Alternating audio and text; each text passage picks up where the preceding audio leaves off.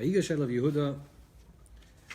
The parsha opens up with that Yehuda approaches Vayigash of Yehuda. That Yehuda approaches Yosef. He confronts him, and he tells him basically the things that he had already told him before, and the brothers already told Yosef before. But somehow, when Yehuda tells him this time, Yosef is moved, and he cannot contain himself, and he reveals himself to his brothers and says that he's Yosef. So the question is, what actually happens in this encounter differently than all the previous encounters when they were always speaking to their brother in front of them? They were always speaking to Yosef, and Yosef is not moved. If he's moved, he's able to contain himself and to walk out of the room. But over here, Yehuda speaks to him in a way that Yosef finally needs to reveal himself to his brothers. What did he say that aroused and awakened this need to be revealed? So the clue to this idea is in the words themselves. Vayigash of Yehuda, that Yehuda approached Yosef. It doesn't say that he approached the king. It doesn't ever say that he approached Yosef, but it says that he approached him, Elav. Elav means that he's encountering Yosef in the essence of Yosef, not Yosef as the king, not Yosef as the vizier, not Yosef as this very powerful politician, but Yosef as Yosef, not even Yosef as his name, Elav, the essence of Yosef. Vayigash Elav Yehuda, that Yehuda approaches him. So to understand this a little bit better, let's go back to the beginning of the story where it talks about Yosef. We know about Yosef is that Yosef is a fast Torah or a fast Mara. Yosef is a very beautiful person. Externally, he's very beautiful, like his mother, Rachel. When it speaks about that when Yaakov met Leah and Rachel, it says that with regards to Rachel, it says that she was a fast Torah, a fast Mara. She was very externally beautiful, and she was pleasant to see, which means that it was on a revealed level. With regards to Leah, it's in the contrast. Leah, it says Ve'ena Leah Rakos, the eyes of Leah were weak, and the Targum says Rakos means yoin, they were beautiful. Yoin means that she had beautiful eyes, that externally, if you didn't see the beauty, but if you look deeply, you look into the person's eyes, you saw their beauty, which Chazal also tell us, the Word Taina says, that beauty lies in the eyes, but it's more an internal beauty. It's something you have to look deeper. So Leah represents the inner world, the hidden world, the Alma de Iskasia, the world that's hidden, and Rachel represents the Alma de Isgalia, the revealed world. And the same thing also is with the children. So Yosef, who is the child of Rachel, is also externally beautiful, representing the Alma de Isgalia, the world of revealing. When Yosef was a younger man, Yaakov, his father, gives him a beautiful garment, exoinus passim. This is a garment that we find later in Tanakh. This is a garment of princesses, of princes. This is a garment of beauty. And he gives him this beautiful garment for the intention to create this dichotomy between the external and the internal. The purpose of the garment, the purpose of all types of garments, is that the garment is sort of the interface. It's over the body, and it allows for a person to focus on the external aspect, which is the garment itself, and not look any deeper. And the intention why Yaakov gives him the garment is so Yosef should understand that even though he's living in the external, in the Alma de Isgalia, there's a hester, there's a hidden, there's a secret, there's something deeper, there's a pnimi that's always concealed within Yosef himself. So in a way, what the garment does, it allows for people to focus on the external and not to focus on the internal. And Yosef was always being focused on. Yosef was always being looked on. In fact, when Yaakov eventually gives him the bracha at the end of his life, it says that he gives him a blessing and talks about that the women of Egypt would stand on top of the walls of the city to see the beauty of Yosef. Yosef represents this person living in the external beauty. Yosef was born, Chazal tells us, sages tell us, that Yosef was born mahul, he was born circumcised, which means he was born revealed. Yosef represents the world of revealed. Yet, Yosef also has a very deep internal world. That the revealing of Yosef, and this is the point of the garment, was a revealing that revealed a little bit to conceal even something that's more deeper. That just like Rachel, which is the Alma de Iskalia, the world of revealing, it says in Medrash, and the Gemara also brings down the Saita, that Tafsa Pelach Sika, that Rachel held on to the pillar of silence, of the hidden world. The same thing also talks about Yosef. Chazal tell us, the sages tell us also in Saita, that Yosef Shekidah Shem Shemayim B'Seiser, Yosef that was Mekadosh Shem Shemayim, that sanctified Hashem's name in secret and in a hidden way, and a letter was added to his name, Yosef, that is a letter of one of Hashem's letters were added to his name, which means that Yosef is connected to something that's hidden, something that's Hester. Shekidah Shem Shemayim B'Seiser. One of the blessings that he receives is Yidgul L'Roiv, that he's like a fish, which is concealed within the water.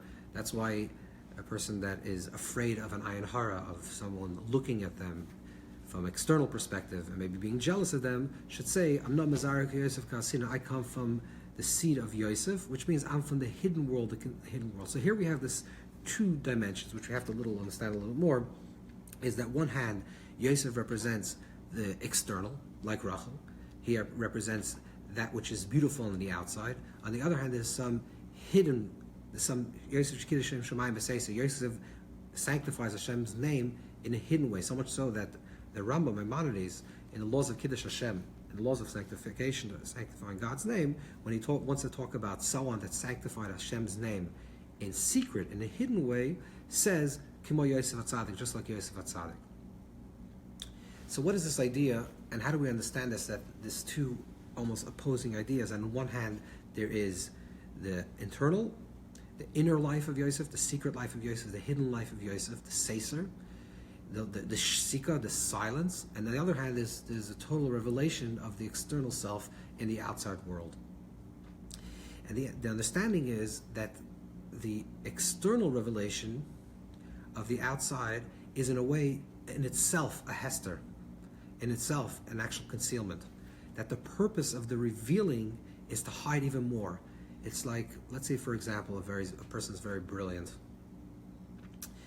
and they show off their brilliance. So sometimes a person is showing off their brilliance because they just want to show off. But sometimes a person wants to deflect attention from who they really are, so they reveal themselves in their more external aspects of themselves, so the focus becomes on the external. There was a great Hasidic master that once said about a previous teacher, and said that he hides himself in the miracles that he does, which means he allows people to focus on something that's external to him, so there's no focus really on something that's more internal. So this is the type of revealing of self that's Megala Tefach. It reveals one aspect or a certain amount, but in the revealing itself, it's actually a concealing of even something that's even deeper, something that's more internal. But some people don't understand that, and they see the external, and they just connect themselves with the external to the extent that they think that it's just the external, just the body, it's just the outside. And this is what happens with Yosef, with the wife of his master, Potiphera, where it says that she grabs onto his, she holds onto his garments. What does it mean that she's holding onto his garments? And she says, "Come sleep with me, be with me," which is something that's completely forbidden. She tells Yosef that if you're living the external, take off any garments that you have and just be completely naked, because there is no internal. Okay, let's understand this a little bit deeper and make a little more sense of this. So there's a pasuk in Amos. It says, that a person has to walk modestly with Hashem your God. So Chazal tell us, or sages tell us, in the Makkos and Sukkah, sages tell us, v'hatzna lechas means two mitzvahs. There are two mitzvahs that a person has to do in a way of tzniut, modesty, or internality. What are these two mitzvahs? Hatzas ames and achrasas kala. A funeral and a wedding. A funeral and a wedding. And Chazal tell us that this is a kal v'chomer, this is a certain thing. That if this is true, that a person should be modest during a funeral and during a wedding, which are normally done berash, which are normally done with a lot of noise. So certainly with every other mitzvah, a person should do the mitzvah with modesty.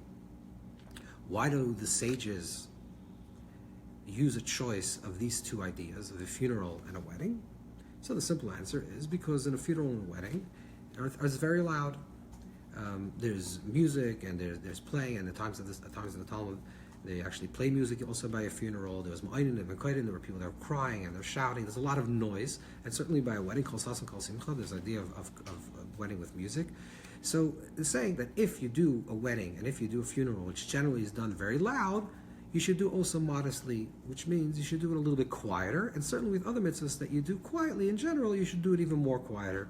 So that's the idea, the simple interpretation of the tznius means the modesty. You do it loud, don't do it so loud. That's a simple interpretation. But we can go a little bit deeper and say like this. Why do the sages choose these two as an example? Because both of them, it's important that we speak. By a funeral, there's, the Gemara says, the Gemara says in Sanhedrin, that there's Yakad Achai, Yakad Mesa, that a person has to do a hesped, a person has to give a eulogy. What does it mean, a eulogy? A eulogy means that a person passes on, and we speak, the living speak about the person that passed on. We say nice things about this person. We say, this Chaim, this person just lived, just passed away after 120. That was such a wonderful person, and such a kind person, such a righteous person, that they prayed and they davened, they gave charity. You're speaking kindness about this soul. Why do we have to speak about the soul? So this is not only to comfort the people that are alive, but also to comfort the soul itself. The soul has to know that it achieves something in this world. The soul comes down to this world, works for 120 years to create a certain type of tikkun, a certain type of elevation in their life. And after they pass on, after 120, when they pass on from this world, the soul needs to be comforted and said, you know, you did a good job. You gave charity. You were kind. You learned. You were connected to other people. You were connected to Hashem. You're connected to your family. And that's the way the soul achieves a certain level of comfort. So you speak in the honor and in the praise of the person that passed on. And that's actually comforting for the soul itself. Now, the same thing is also you find, very interestingly enough, by a wedding. Chazal tell us, our sages tell us in the beginning of Brachas, that the reward of a wedding is to speak. Speak about what? Rashi says, to bring joy to the chassan with words, which means that you have to speak in the praise of the kala. You have to speak to the groom in the praise of the bride, and vice versa. Which means you stand by a wedding, or you say l'chaim, you speak a few words by a wedding. What do you say? That you should know chassan, you should know groom, that kala nava chasuda, this is a wonderful kala, this is a wonderful bride that you chose, she's such a wonderful woman, and etc. And you speak in the praise of this person. So there are two times in life that there's a mitzvah to speak about the praise of somebody else. One is when they get married, to publicly speak about this person when they get married, is to speak praise, and one is to publicly speak about the person when they pass on. And this is the reason why our sages say, Chazal tell us, that a person should be modest with these two issues, because speech is generally a form of revealing. When a person speaks about someone, they're revealing themselves, or they're revealing the qualities of this person. You should know that this person was this, and this person was that, and this person did that, this person did that, the other thing. So what you're doing is you're revealing about this person's life. And this is what the idea of tznius comes in hand. What does tznius mean? What does modesty mean? What does the idea of tzanua, to be modest? It means that no matter how much you reveal, bechitzonius, in the external, you're megala tefach, you reveal one aspect, and through that actually conceal even double. So you're revealing, simultaneously concealing even more.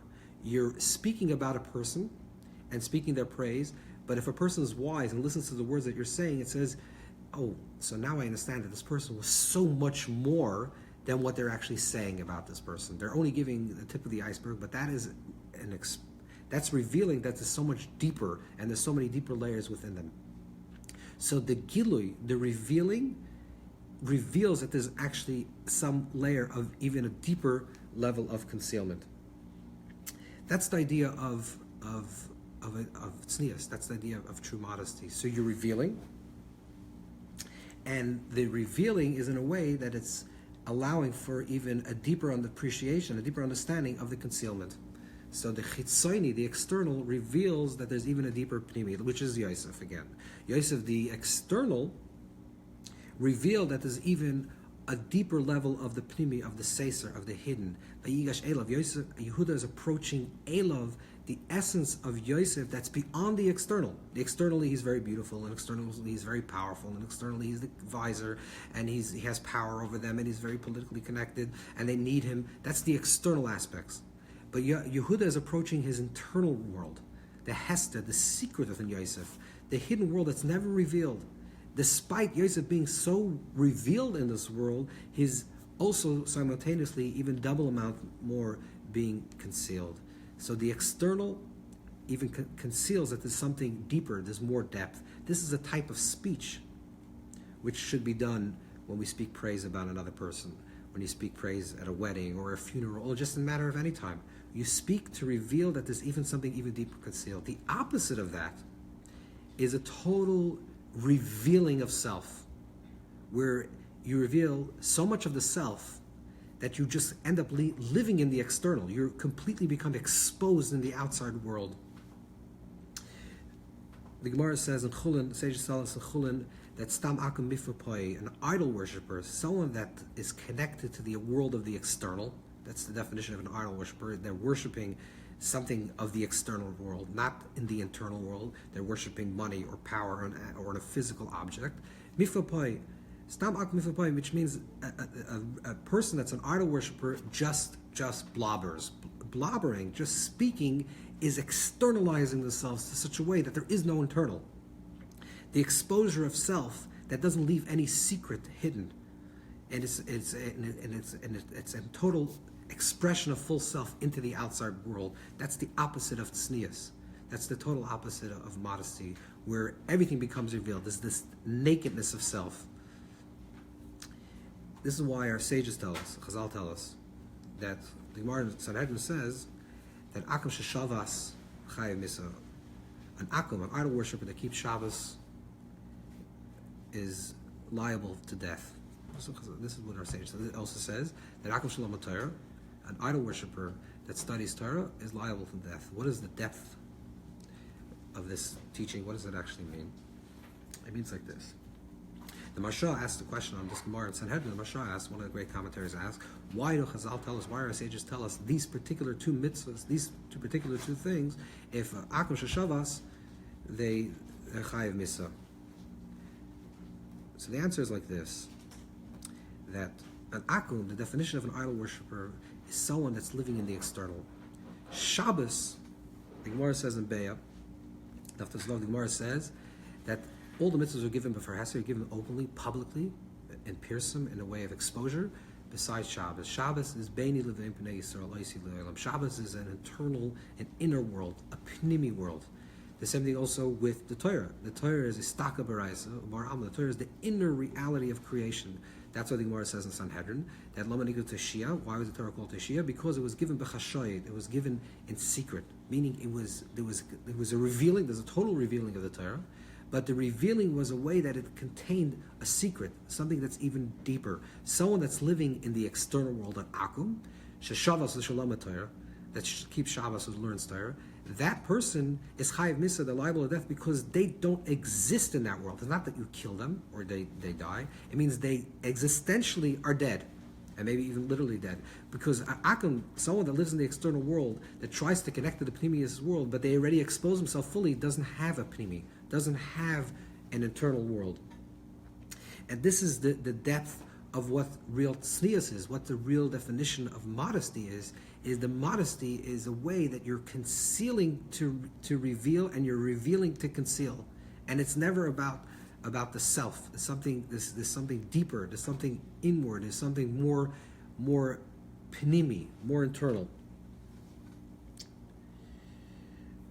This is why it also says with regards to Miriam, for example. It says Haroya Miriam, the Gemara says also in Saita, that Miriam was one of the beautiful people in the world, one of the beautiful women in the world. And the Gemara says that when a man saw Miriam is maybe during Ishta, he'd bring a gift to his wife, which means the beauty of Miriam didn't arouse attention to the self. The beauty of Miriam aroused an attentiveness for a man towards his wife. That's what tznius is. That's the definition of modesty. It's the external revealing that reveals that there's an inner secret, there's something hidden that's unaccessible. And this is what happens at the beginning of this parsha. Vayigash elav Yehuda finally approaches Yosef and says, I want to go to the essence, I want to go to the place of your secret, to the hidden self, Yosef. Don't show me the place of your power. Don't show me the place of where you're refracting your attention from yourself because you're powerful, or because you're beautiful, or because you're handsome, or because you're the visor to the king. I want to get to your essence. And I want to connect in the place of the essence, in the place of that secret, the place of the inner pnimi, where you are, where I am, where bi adoni, within you is me, where we can connect on that level of that pnimius level. And when they connected finally to the pnimius level, Yehuda just says the same things that he said before, but now that they're connecting on an inner place, a place in the place of that secret of the Hester, the connection was real. It was not an external connection, just in the face of the surface, which is the idea of klipa, of externality, of the exposure, but it was revealing, and it was a connecting to the inner essence of Yosef. When Yehuda finally connected with the inner essence of Yosef, then the Hester was also revealed. The inner essence of Yosef was revealed, that Yosef in fact is their brother. That was the ultimate truth of his existential reality.